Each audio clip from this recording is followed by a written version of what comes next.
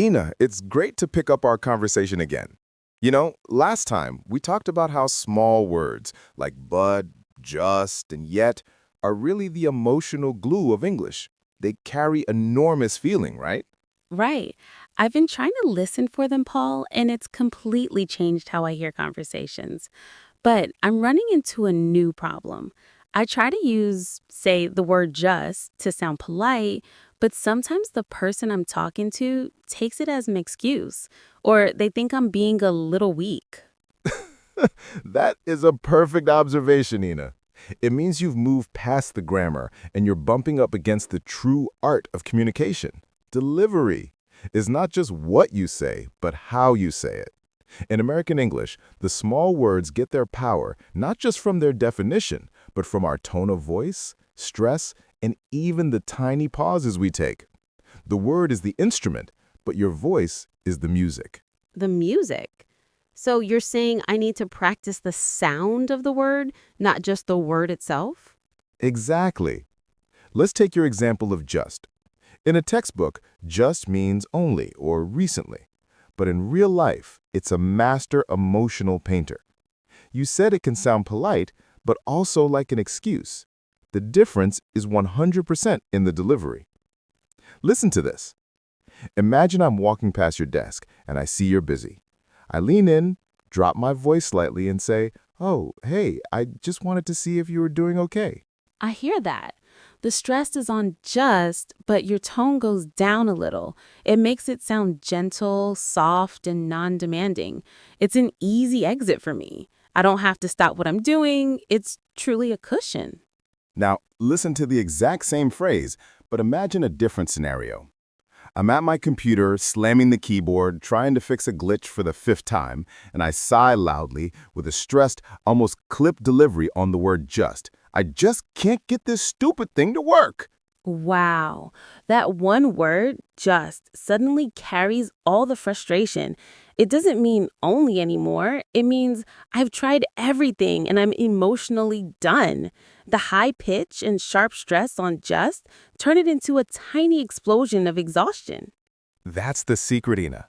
The function of the word changes based on the emotional weight you put on it. Non-native speakers often speak with a very flat, even rhythm, which is grammatically correct, but it strips the emotional clarity. You end up saying, "I just can't do it." It sounds more like a statement of fact than a feeling of defeat.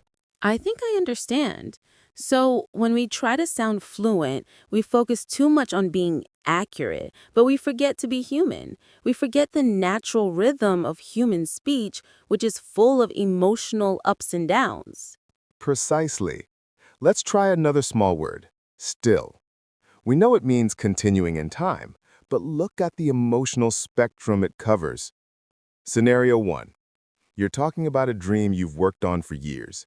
You lean into the word still with a warm, steady tone. "I've been working on this novel for 5 years, but I still believe in it." I still believe. I hear the persistence there. The word still sounds steady, like a hand on my back. It shows commitment and hope. It's not over. Scenario 2. I walk into the living room and I see you've been watching the same old black and white movie for the third time in a row. I raise my pitch slightly, a slight shake in my voice. "Are you still watching that movie?"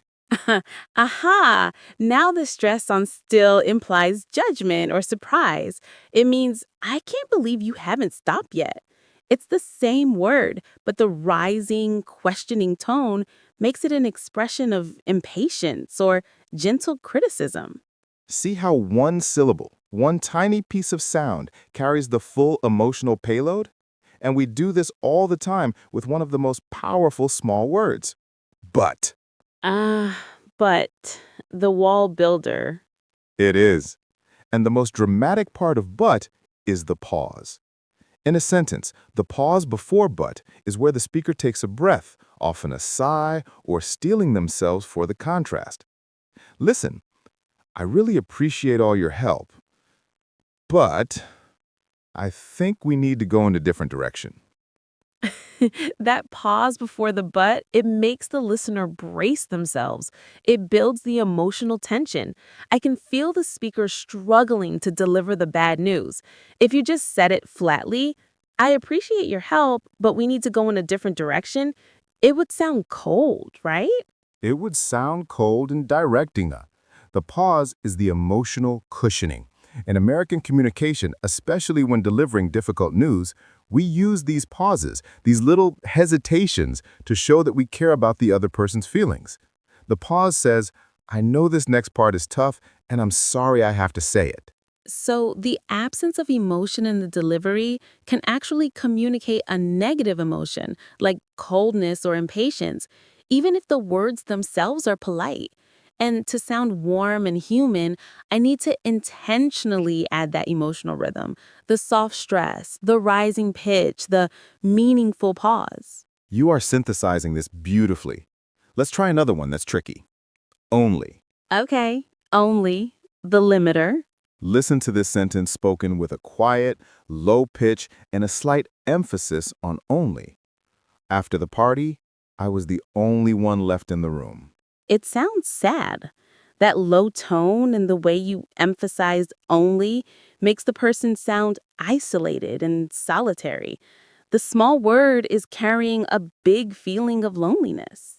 Now listen to the exact same word used in a completely different context, delivered with a strong, determined pitch and stress on one and only.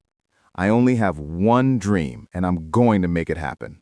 The word only in that sentence suddenly makes the dream sound precious and powerful, not small. The energy in your voice, that firm upward inflection, turns the word from limitation to focus. That's it. In a nutshell, we are talking about emotional clarity. Fluency isn't about vocabulary perfection. It's about making your intentions perfectly clear. Your native English-speaking friends aren't thinking about this stuff. They're feeling it. They instinctively know that to show humility, you soften the edge of your sentence with a gentle just. To show persistence, you make the word still sound steady and unyielding. This is more than a language lesson, Paul. It's a lesson in reading people.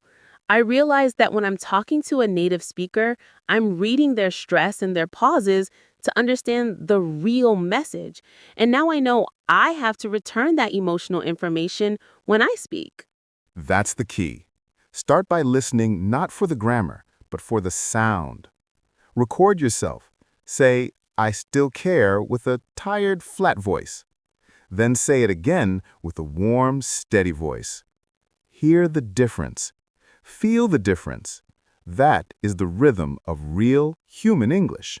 You know, I always felt so much pressure to use perfect vocabulary, but now I realize that I can use very simple words. And if I just get the emotional delivery right, the tone, the stress, the pause, I will connect better than if I use the biggest, most complicated word in the dictionary. You've just redefined fluency, Ena. Fluency is emotional connection, not grammatical perfection.